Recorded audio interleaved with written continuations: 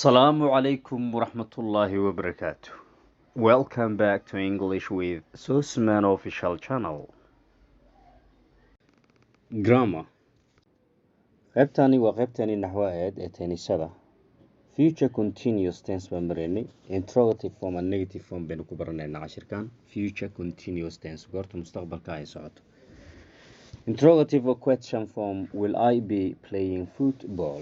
Waxaan ciyaari doonaa kubadda cagta. Will you be playing football?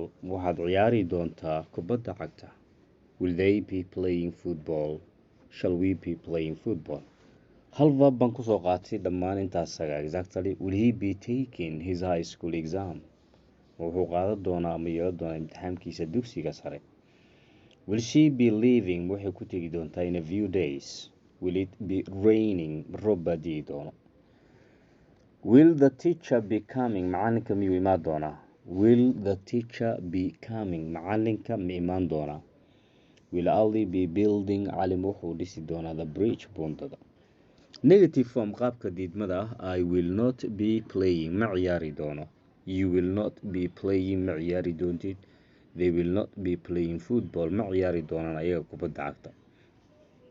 We shall not be playing, ma ciyaari doono. He will not be taking, ma qaadan doono his high school examination, imtixaankiisa dugsiga sare. She will not be leaving, kuma tegi doonto in a few days, maalmeer gudahooda. It will not be raining, ma di'i doono. The teacher will not be coming. Ali will not be building, ma dhisi doono. Further explanation, sharaxaadda dheeraadka ayaan ka bixinayo future continuous tense, interrogative form and negative form baa qaabkiisa aan ku baranaynay. So, will I be playing haddii aan qaato iyo will he be playing midkood baan qaadanayaa. Using anigoo isticmaalayo different forms qaababka kala duwan.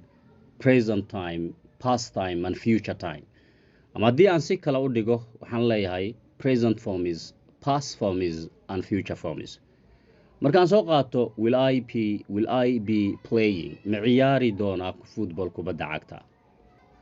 Present form is present simple tense. Do I play? Present continuous tense. Am I playing? Present continuous tense. Present perfect tense. Have I played? Present perfect tense. Present perfect continuous tense. Have I been playing? Present forms. Past forms markaan isticmaalo. Did I play? Past continuous tense. Was I playing? Past perfect tense. Had I played? Past perfect continuous tense. Had I been playing? Simple future. Shall I play? Future continuous tense. Shall I be playing or will I be playing? Thanks.